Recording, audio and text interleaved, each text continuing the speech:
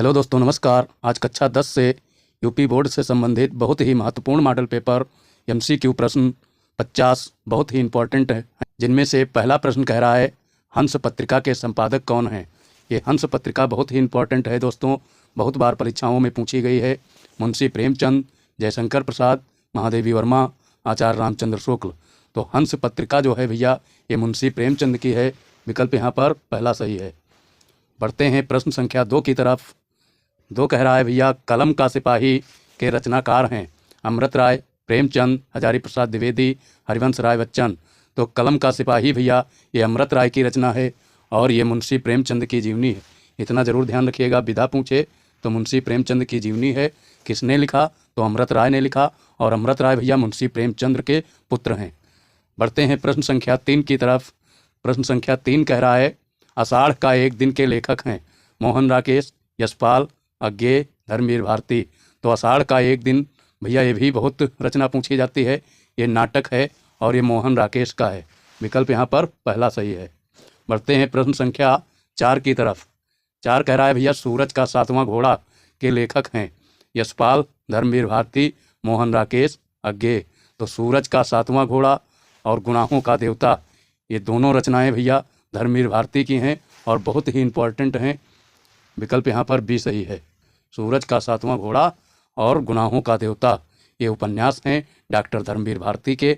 अच्छे से याद कर लीजिएगा, कोई संशय ना रहे। बढ़ते हैं प्रश्न संख्या 5। बहुत ही चुनिंदा प्रश्नों की श्रृंखला है। उसने कहा था किस विधा की रचना है, ये बताना है भैया। तो उसने कहा था उपन्यास है, यात्रावृत्त है, कहानी है, आलोचना है। तो उसने कहा था भैया ये कहानी विधा की रचना है। अगर जो इसको दूसरी तरीके से पूछ ले लिखा किसने है, तो अच्छे से याद रखना है, चंद्रधर शर्मा गुलेरी ने। बढ़ते हैं प्रश्न संख्या 6।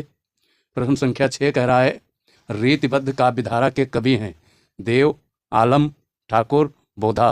तो रीतिबद्ध में भैया देव जी आते हैं। विकल्प यहाँ पर पहला सही है। बाकी जो ये कवि हैं आलम, ठाकुर, बोधा, ये तीनों कवि भैया, ये तीनों कवि आते हैं रीति मुक्त में, रीति मुक्त काव्यधारा में। अच्छे से याद रख लीजिएगा। बढ़ते हैं प्रश्न संख्या 7 की तरफ।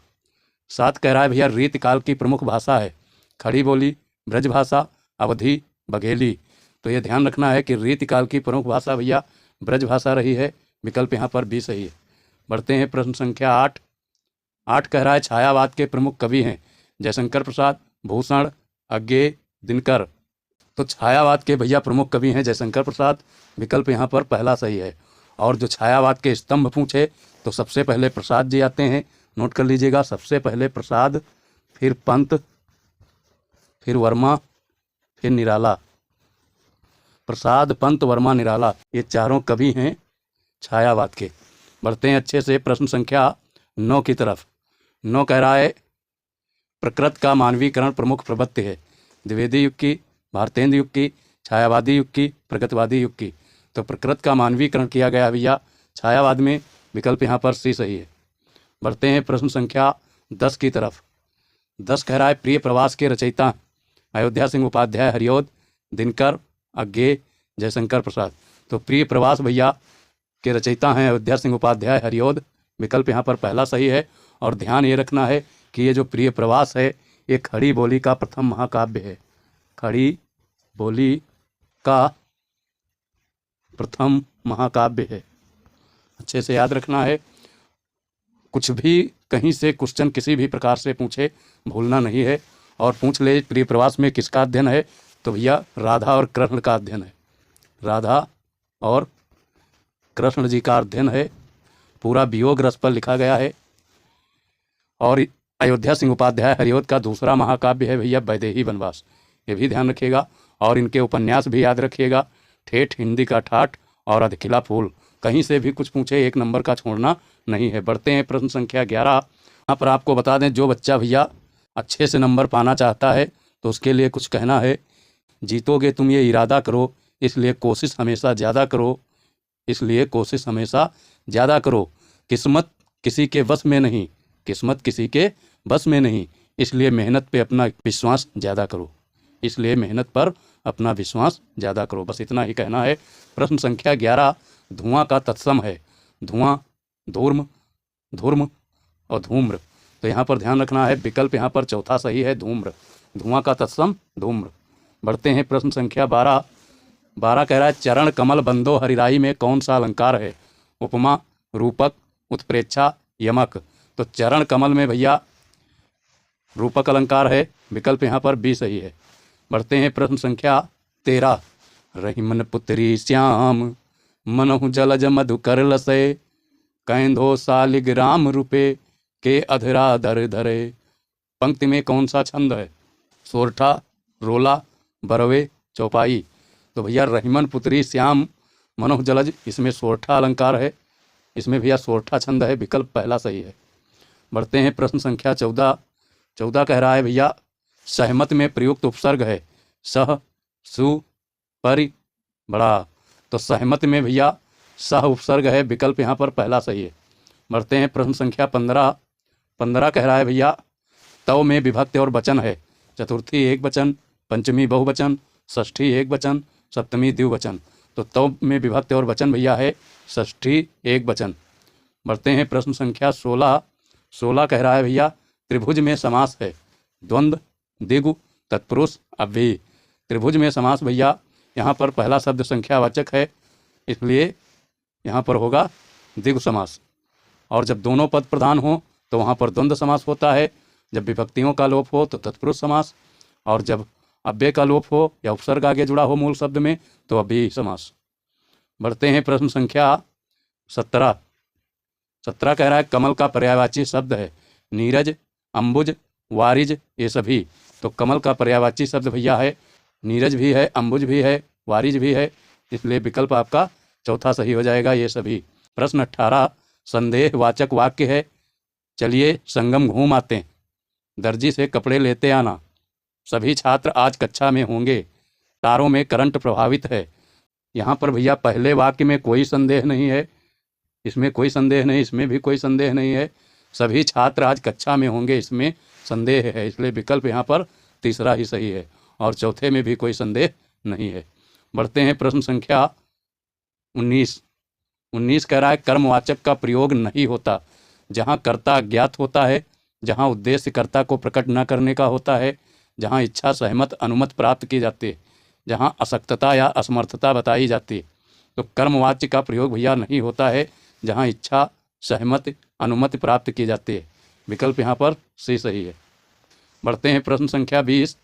20 भैया कह रहा है रोशन यहाँ नहीं आया था, रेखांकित पद का परिचय है, रीतिवाचक क्रिया विशेषण आया था क्रिया की विशेषता, कालवाचक क्रिया विशेषण आया था क्रिया की विशेषता, परिमाणवाचक क्रिया विशेषण आया था विशेष, स्थानवाचक क्रिया विशेषण आया था क्रिया की विशेषता। पर रेखांकित यहाँ में लगा और यहाँ मतलब स्थान की बात की जा रही है, तो यहाँ पर विकल्प आपका डी सही हो जाएगा, स्थानवाचक क्रिया विशेषण आया था क्रिया विशेषण। प्रश्न संख्या 21 आचार्य रामचंद्र शुक्ल किस युग के लेखक हैं? शुक्ल युग, द्विवेदी युग, शुक्लोत्तर युग, भारतेंद्र युग। तो आचार्य रामचंद्र भैया शुक्ल युग के लेखक हैं, विकल्प यहाँ पर पहला सही है। बढ़ते हैं प्रश्न संख्या 22।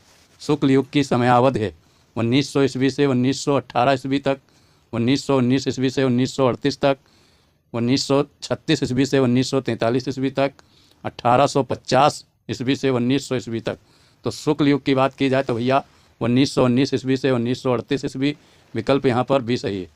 बढ़ते हैं प्रश्न संख्या 23। पंचतंत्र में कौन सा समास है? तो यहाँ पर भैया पहला शब्द संख्यावाचक दिख रहा है, द्वंद्व समास, द्विगु समास, बहुब्रीहि समास, कर्मधारय समास। तो पंचतंत्र का भैया विग्रह करोगे तो 5 बर्तनों का समूह, ठीक, तो इसलिए यहाँ पर द्विगु समास, और पहला शब्द संख्यावाचक तो है ही, विकल्प यहाँ पर आपका दूसरा सही बी। बढ़ते हैं प्रश्न संख्या 24। 24 कह रहा है आधुनिक काल की समय सीमा है 1919 ईस्वी से 1938 ईस्वी तक, 1836 ईस्वी से 1943 ईस्वी तक, 1918 ईस्वी से 1950 ईस्वी तक, 1843 ईस्वी से अब तक। तो भैया आधुनिक काल की बात की जाए तो 1843 ईस्वी से अब तक, विकल्प यहाँ पर डी सही है। प्रश्न संख्या 25 पीपर पात सरिस मन डोला, पंक्ति में अलंकार है रूपक, उपमा, उत्प्रेक्षा, अनुप्रास। तो भैया सा, सी, से, सम, समान, सरिस इत्यादि वाचक शब्द कहीं दिख जाएं तो उपमा अलंकार होता है, इसलिए विकल्प यहाँ पर बी सही हो जाएगा। बढ़ते हैं प्रश्न संख्या 26। 26 कह रहा है भैया रचना के आधार पर वाक्य के भेद हैं 2, 3, 4, 5। तो वाक्य के भेद की बात की जाए भैया तो रचना के आधार पर, यहाँ पर समझ लीजिएगा, रचना के आधार पर वाक्य के भेद होते हैं 3। जब अर्थ के आधार पर कहे, जब अर्थ के आधार पर कहे, अर्थ के आधार पर तो भैया हो जाएंगे 8। इतना ध्यान रखें। बढ़ते हैं प्रश्न संख्या 27। 27 कह रहा है जिन शब्दों के स्वरूप में कोई परिवर्तन नहीं होता उन्हें क्या कहते हैं? अव्यय, विकारी, संज्ञा, विशेषण। जिन शब्दों के स्वरूप में भैया कोई परिवर्तन नहीं होता उन्हें कहते हैं अव्यय। विकल्प यहाँ पर ए सही। बढ़ते हैं प्रश्न संख्या 28। 28 कह रहा है हानि लाभ में समास है द्वंद्व, कर्मधारय, द्विगु, बहुव्रीहि। तो हानि लाभ में भैया द्वंद्व समास होगा, यहाँ पर दोनों पद प्रधान हैं, और विग्रह करोगे तो हानि या लाभ होगा, बीच में या आ जाएगा। संख्या 29 चिंतामणि के रचयिता हैं डॉक्टर राम कुमार वर्मा, जयशंकर प्रसाद, आचार्य रामचंद्र शुक्ल, प्रेमचंद। तो चिंतामणि के रचयिता भैया हैं आचार्य रामचंद्र शुक्ल। विकल्प यहाँ पर सी सही है। बढ़ते हैं प्रश्न संख्या 30। पंच परमेश्वर कहानी के लेखक हैं आचार्य रामचंद्र शुक्ल, प्रेमचंद, यशपाल, राजेंद्र यादव। पंच परमेश्वर कहानी के लेखक हैं भैया मुंशी प्रेमचंद। विकल्प यहाँ पर बी सही है। बढ़ते हैं प्रश्न संख्या 31। 31 कह रहा है जयशंकर प्रसाद का नाटक नहीं है ध्रुव स्वामिनी, चंद्रगुप्त, लहरों के राजहंस, स्कंदगुप्त। तो जयशंकर प्रसाद का नाटक भैया इसमें से लहरों के राजहंस नहीं है, ये मोहन राकेश का है, अच्छे से याद रखिएगा।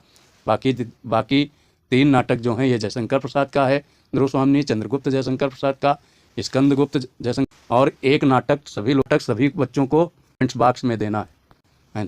बढ़ते हैं प्रश्न संख्या 32। शेखर एक जीवनी उपन्यास के लेखक हैं धर्मवीर भारती, प्रेमचंद, फणेश्वर नाथ रेणु, अज्ञेय। तो शेखर एक जीवनी भैया ये उपन्यास है और ये अज्ञेय जी का है। यहाँ पर ध्यान रखना कि इसमें जीवनी लगा है, जीवनी शब्द, लेकिन ये उपन्यास है और प्रयोगवाद के प्रवर्तक सच्चिदानंद हीरानंद वात्स्यायन अज्ञेय जी का है। और अज्ञेय जी ये तार सप्तक के प्रवर्तक भी हैं, प्रयोगवाद के प्रवर्तक और तार सप्तक के जनक कह सकते हैं। पढ़ते हैं प्रश्न संख्या 33। 33 है अपनी खबर आत्मकथा है पांडे बेचन शर्मा उग्र की, डॉक्टर राजेंद्र प्रसाद की, हरिवंश राय बच्चन की, श्याम सुंदर दास। तो अपनी खबर आत्मकथा भैया है पांडे बेचन शर्मा उग्र की। विकल्प यहाँ पर पहला सही है। बढ़ते हैं प्रश्न संख्या 34। 34 कह रहा है बढ़ाई में प्रत्यय है बड़ा, आई, बड़ी, इनमें से कोई नहीं। तो बढ़ाई में भैया प्रत्यय है आई। विकल्प यहाँ पर बी सही है। बढ़ते हैं प्रश्न संख्या 35। 35 कह रहा है भूषण किस युग के कवि हैं? यहाँ पे बताना है कि भूषण किस युग के कवि हैं। आदिकाल, रीतिकाल, भक्तिकाल, आधुनिक काल। तो भूषण जी जो हैं भैया महाकवि भूषण इनका पूरा नाम है, ये रीतिकाल के कवि हैं। विकल्प यहाँ पर बी सही है। और ये पूछा जाता है कि किस रस के कवि हैं, तो ये रीतिकाल में श्रृंगार रस लिखा गया है, लेकिन ये एकमात्र ऐसे कवि हैं जो वीर रस पर कविताएं लिखते थे।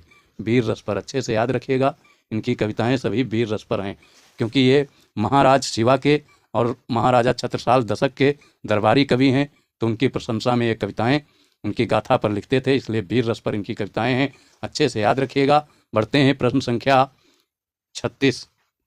36 कह रहा है ललित ललाम रचना है मतिराम की, पद्माकर की, देव की, भूषण की। तो ललित ललाम रचना भैया जो है ये मतिराम की है। विकल्प यहाँ पर पहला सही है। बहुत अच्छे प्रश्न हैं दोस्तों, पूरे प्रश्न देख लीजिएगा तो अच्छे नंबर आपके परीक्षा में आएंगे। बढ़ते हैं प्रश्न संख्या 37। यशोधरा रचना है जयशंकर प्रसाद की, महादेवी वर्मा की, सुमित्रानंदन पंत की, मैथिली शरण गुप्त की। तो यशोधरा रचना भैया है मैथिली शरण गुप्त की। विकल्प यहाँ पर डी सही है। बढ़ते हैं प्रश्न संख्या 38। 38 कह रहा है भैया आंगन के पार द्वार रचना है जयशंकर प्रसाद की, अज्ञेय की, रामधारी सिंह दिनकर की, नरेंद्र शर्मा की। तो आंगन के पार द्वार रचना भैया है ये अज्ञेय की। विकल्प यहाँ पर बी सही है। सच्चिदानंद हीरानंद वात्स्यायन अज्ञेय। बढ़ते हैं प्रश्न संख्या 39। दीप शिखा काव्य संग्रह रचना है महादेवी वर्मा की, जयशंकर प्रसाद की, सुभद्रा कुमारी चौहान की, सूर्यकांत त्रिपाठी निराला की। तो भैया दीप शिखा जो है ये महादेवी वर्मा की रचना है। विकल्प यहाँ पर पहला सही है। बढ़ते हैं प्रश्न संख्या 40। 40 कह रहा है करुण रस का स्थायी भाव है रौद्र, उत्साह, अद्भुत, शोक। तो करुण रस का स्थायी भाव भैया शोक होता है, विकल्प यहाँ पर डी सही है। दिनकर, सुधाकर, निशाकर, तो भैया इसमें दिनकर का पर्याय नहीं है, क्योंकि दिनकर का अर्थ होता है सूर्य और बाकी सभी का अर्थ क्या है, चंद्रमा। इसलिए विकल्प आपका बी सही है, क्योंकि नहीं की बात की जा रही है और नहीं दिनकर का अर्थ सूर्य होता है। पढ़ते हैं प्रश्न संख्या 42 भैया, सूर सागर रचना किस कवि की है? भिखारी दास, नंददास, सूरदास, जटमल। तो सूर सागर भैया ये ग्रंथ है और ये सूरदास जी का है, विकल्प यहाँ पर सी सही है। और जो बच्चा क्लास में बना रहेगा उनसे सिर्फ यही कहना है कि हाथों में पड़ गए छाले हैं फिर भी हम कलम संभाले हैं, क्योंकि हम रुचि कॉम्पिटेटिव एग्जाम वाले हैं। हार नहीं मानना है, 70 में 70 लेना है, एक भी नंबर कम नहीं लेना। बढ़ते हैं प्रश्न संख्या 43 कह रहा है सुख दुख में समास है। देखो भैया यहाँ पर दोनों पद प्रधान हैं, दिगु, अभिभाव, कर्मधारय, द्वंद्व। तो जिसमें दोनों पद प्रधान हो वहाँ पर द्वंद्व समास, विकल्प यहाँ पर डी सही है। बढ़ते हैं प्रश्न संख्या 44 कह रहा है निम्नलिखित में से अग्नि का पर्यायवाची नहीं है। अनल, अनिल, पावक, ज्वाला। तो भैया अनिल का अर्थ होता है हवा। अनिल का अर्थ क्या होता है? हवा। अनिल का भैया, अनिल का आग का पर्यायवाची अनिल नहीं है, क्योंकि अनिल का अर्थ होता है हवा और यहाँ पर नहीं की बात की जा रही है, इसलिए विकल्प आपका बी सही है। ये अनिल जो है ये अग्नि का पर्यायवाची नहीं है। बाकी अनल का अर्थ आग होता है। अनल का अर्थ क्या होता है? आग, यहाँ हम लिख दे रहे हैं। और पावक का भी आग होता है और ये ज्वाला का अर्थ भी आग होता है। बढ़ते हैं प्रश्न संख्या 45 कह रहा है वसाम शब्द में विभक्ति और वचन है। षष्ठी बहुवचन, षष्ठी एक वचन, सप्तमी द्विवचन, चतुर्थी एक वचन। तो वसाम में भैया षष्ठी एक वचन है, विकल्प यहाँ पर बी सही है। प्रश्न संख्या 46 भारत दुर्दशा किस विधा की रचना है? जीवनी, नाटक, रेखाचित्र, एकांकी। तो भारत दुर्दशा भैया भारतेंद्र हरिश्चंद्र का नाटक है, विकल्प यहाँ पर बी सही है। बी फॉर बंगाल, हमें भी हार नहीं माननी। प्रश्न संख्या 47 बिहारी किस युग के कवि हैं? आधुनिक काल, रीतिकाल, भक्तिकाल, आदिकाल। तो बिहारी जी भैया रीतिकाल के कवि हैं, श्रृंगार रस के कवि, और इनकी एकमात्र रचना बिहारी सतसई जो 719 छंदों की रचना है, मात्र उसी से ये रीतिकाल में अमर हैं। रीतिकाल की 3 शाखाएं, रीतिबद्ध, रीतिसिद्ध, रीतिमुक्त, और ये रीतिसिद्ध के प्रमुख कवि हैं। अच्छे से याद रखना है, कहीं से भी कुछ पूछे भूलना नहीं है। बढ़ते हैं प्रश्न संख्या 48 कह रहा है नाना वाहन नाना वेशा बिहसे शिव समाज निज देखा को मुखहीन विपुल मुख काहू बिनु पद कर को बहु बाहू। उपयुक्त पंक्ति में कौन सा रस है? तो यहाँ पर भैया हास्य रस है, विकल्प यहाँ पर आपका डी सही है। बढ़ते हैं प्रश्न संख्या 49 कह रहा है यहीं कहीं पर बिखर गई वह भग्न विजय माला सी। उपयुक्त पंक्ति में कौन सा अलंकार है? सासी से सम, सरिस समान इत्यादि वाचक शब्द दिखें, तुरंत आपको उपमा अलंकार लगाना है, विकल्प यहाँ पर पहला सही है। A for Apple. बी है उत्प्रेक्षा अलंकार, तो इसमें मन मानो जन जानो याद रखना है। रूपक अलंकार, कहीं पर रूपक बंध रहा हो अर्थ में, क्योंकि ये अर्थालंकार के भेद हैं। और श्लेष अलंकार ये अनुप्रास का भेद है। कभी कभी ये भी पूछ लेता है कि ये फला अलंकार किस अलंकार का भेद है, तो यहाँ पर ध्यान रखना। ये 3 जो हैं, ये तीनों भैया, ये तीनों जो हैं ऐसे बना लीजिए, ये तीनों किसके भेद हैं? अर्थालंकार के। यहाँ पर अर्थ के कारण चमत्कार दिखता है। और ये श्लेष जो है ये अनुप्रास का भेद है, अच्छे से याद रखिएगा। अनुप्रास कहें तो जहाँ वर्ण की आवृत्ति बार बार होती। एक भी नंबर हम छूटने नहीं देंगे। प्रश्न संख्या 50 कह रहा है रोला किस प्रकार का छंद है? विषम मात्रिक, अर्ध सममात्रिक, सममात्रिक, इनमें से कोई नहीं। तो रोला भैया सममात्रिक छंद है, अच्छे से याद रखना है। रोला कैसा है? सममात्रिक छंद, विकल्प यहाँ पर सी सही है। बढ़ते हैं प्रश्न संख्या 51 क्वेश्चन बहुत ही इंपॉर्टेंट है। कह रहा है विश्रामपुर का मंत्र और राग दरबारी उपन्यास के लेखक कौन हैं? श्रीलाल शुक्ल, मन्नू भंडारी, रामचंद्र शुक्ल, जयशंकर प्रसाद। तो यहाँ पर भैया विश्रामपुर का मंत्र और राग दरबारी ये उपन्यास हैं श्रीलाल शुक्ल के। ए फॉर एप्पल पहला सही है, अच्छे से ध्यान रखना है। और यहाँ पर भैया एक उपन्यास हम सभी बच्चों को HW में दे रहे हैं। HW में उसका उत्तर कमेंट्स बॉक्स में देना है। अध खिला फूल, ये उपन्यास बताना है किसका है। अध खिला फूल यहाँ पर हम पहले पढ़ा भी चुके हैं, वहाँ से नहीं अगर जो समझ पा रहे हैं तो बैक करके क्लास को फिर से देख लीजिएगा। अधखिला फूल बताना है कमेंट्स बॉक्स में। आशा करते हैं दोस्तों क्लास समझ में आई होगी। तो क्लास को लाइक करिए, अपने दोस्तों को शेयर करिए और चैनल को सब्सक्राइब कर लीजिए। हम आपकी बेहतर से बेहतर एग्ज़ाम तक तैयारी करा देंगे। मात्र आप 10 से 15 मिनट तक जुड़े रहिए, डेली अच्छी तैयारी करा देंगे। थैंक यू दोस्तों।